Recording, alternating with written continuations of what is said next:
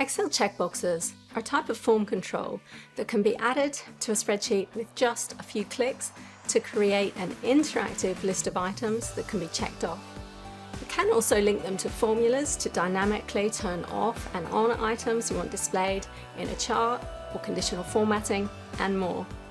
Let's take a look at a few ways we can use checkboxes to make your spreadsheets more visually appealing and user-friendly. One of the most common uses for checkboxes is to create a task list that you can use to keep track of progress. I created one for my son's morning routine before school because I am tired of reminding him what he needs to do each morning. Don't forget to feed Diego. So I delegated it to Excel. Checkboxes are available from the Developer tab of the ribbon, and then Insert, and under Form Controls we've got Checkbox. Don't confuse them with the ActiveX controls, they work in quite a different way. We're going to stick with the Form Control version for this lesson. Now if you don't have the Developer tab, you can right click on any tab of the ribbon and Customize, and then make sure the Developer tab is selected on the right hand side, and click OK, and then it will be available. To create the checklist, I've entered the tasks in column B, and then we're just going to insert the checkboxes in column C. I'm going to hold down Alt while I draw in the checkbox. That just snaps it to the size of the cell and makes it quick and easy to insert. You can see it has a label. Now I could use that label as my task name, but the font's quite small and you can't make it bigger. So I'm just going to right click and edit the text, Shift and End to select it all, and press Delete. And that gets rid of the text. And then I'm just going to bring it over here and center it in my cell roughly. So there's my first text box inserted. I need to copy it down, so holding down Control and Shift, I'm just going to left click and drag, and we'll copy it 4 times, and then I'll just select them all and copy them again because I've got 8 tasks.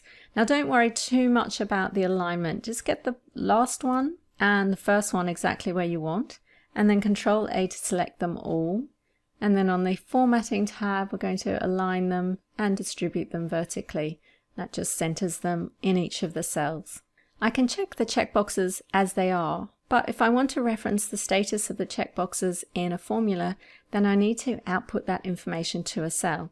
And I can do that by right-clicking the checkbox and then Format Control. And then here I want to reference a cell in the cell link.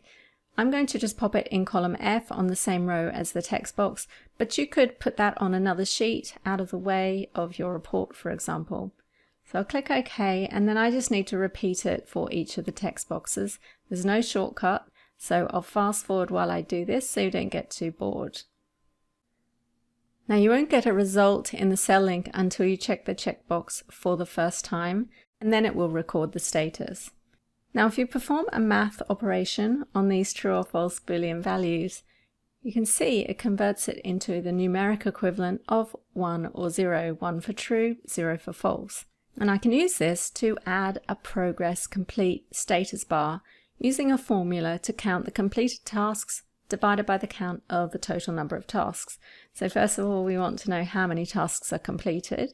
So I can sum these. Now I need to convert these values into their numeric equivalent, so I could do times 1, or I can use the double unary, which is 2 dashes or 2 hyphens, to coerce the values into their numeric equivalent. And so you can see there we've counted 5 trues. Now I need to divide that by the total number, so I can use count and again coerce them into their numeric equivalents to count the total number, and we get the percentage complete. Of course I could use the count A function and not need to coerce it at all. It's up to you. Right, let's delete these, I don't need that. It'd be nice to have a visual representation of the progress, so we can use conditional formatting to add a data bar, and I'll just go in and manage the rule for that data bar, double click on it, and in the editing here I want to choose number starting at 0, and the maximum number is 100%. And that will just position the bar to illustrate 63% as a proportion of the cell rather than filling the whole cell. And if we check them all, then it fills the whole cell. Now I can take this one step further and offer some encouraging words to keep them motivated. And I can use the if function to do that. So starting with First of all, have they started? So is the progress 0? If so, we want to give them some encouragement to start. And next, we'll put in another if. And here I want to see if they only have one task left. So we'll use the sum with the double unary to count how many tasks they've completed so far. And if that equals 7, there are 8 tasks in total. So if they've done 7, then they've only got one task left. So we'll say, great job, only one task left. And then I need another if to see if they've completed all the steps. That is, if this equals 1, then we can wish them a good day at school. And if they haven't completed all the tasks, then we need to know how many are left. And we'll say, keep going only, and we want to count the number of tasks if, so we're counting here, we just want to count the false tasks, that is the tasks that are left. So how many tasks are left, and some text that says tasks to go. Close parentheses on my ifs, and I've got 3 of them. Press enter, so you can see we've finished all the tasks. We get the have a great day at school. Here we've got 1 task left. Here we've got 2, 3, 4, 5, 6, 7, and we haven't even started. And there you have an interactive checklist that leverages the Boolean values returned in the cell links with formulas to create a user-friendly experience. Let's look at another way to use checkboxes. Excel tables have banded rows applied to them by default, but they can be slow if you're working with large amounts of data, or maybe you simply don't want your data in a table, but you'd still like the banded row effect. In this case, we can use conditional formatting to apply the bands and link it to a checkbox that turns it off and on. I'll insert a checkbox, and this time I want to use the text, so we're going to label this show formatting, and we want to link it to a cell. Just pop it over here. Remember, you can put this on a completely different sheet. So now the checkbox is linked to the cell. We can use this in our conditional formatting rule. Conditional formatting formulas must either return true or false. The formats are applied when the formatting rule formula returns true. Let's write the formula for formatting, then we'll link it to the checkbox. We can use the subtotal function with 3 for counting, and I'll reference the data in column A, and I want it to start at A4, and I want to absolute the first reference and then only absolute the column on the second reference. So we're going to count incrementing 1 row at a time. So as I drag it down, you can see it's counting each row. Just keep in mind that if there are empty cells in the column you choose to count, the results will be wonky, so it's best to count a column you know will not have any empty cells.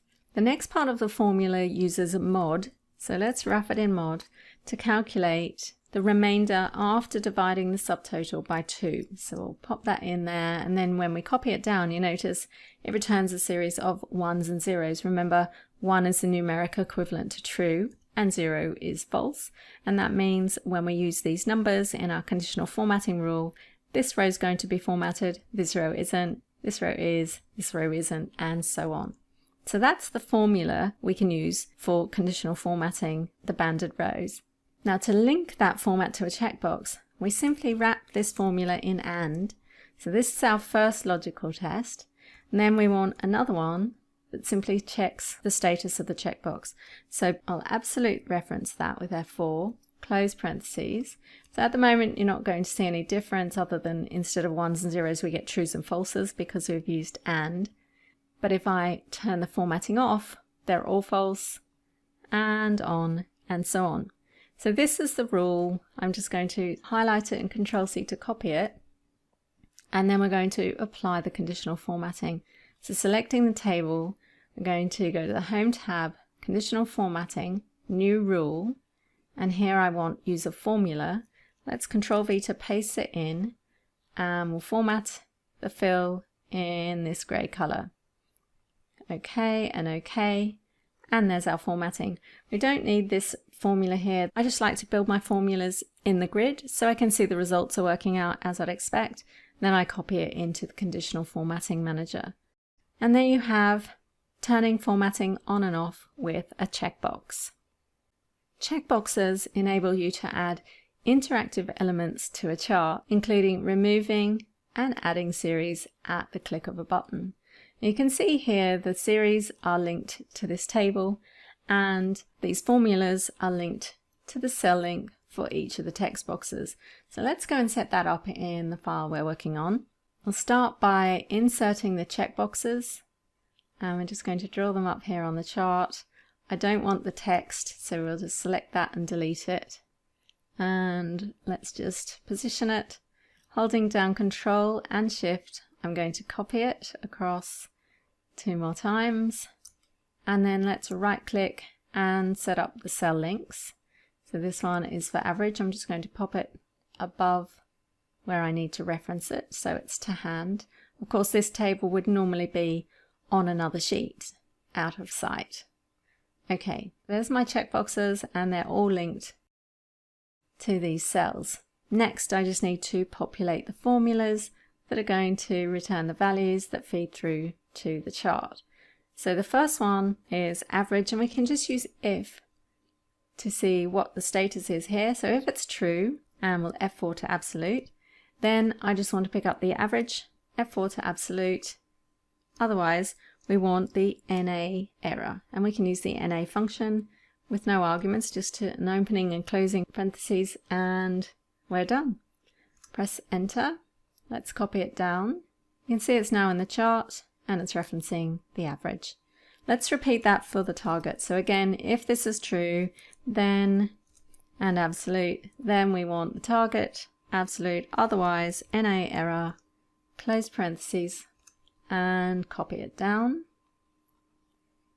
There's our target. Now the trend is a little different because we need to use the trend function. So if this is true, F4 to absolute, then we want to find the trend of our sales, close trend. Otherwise, we want to return the NA error, close if.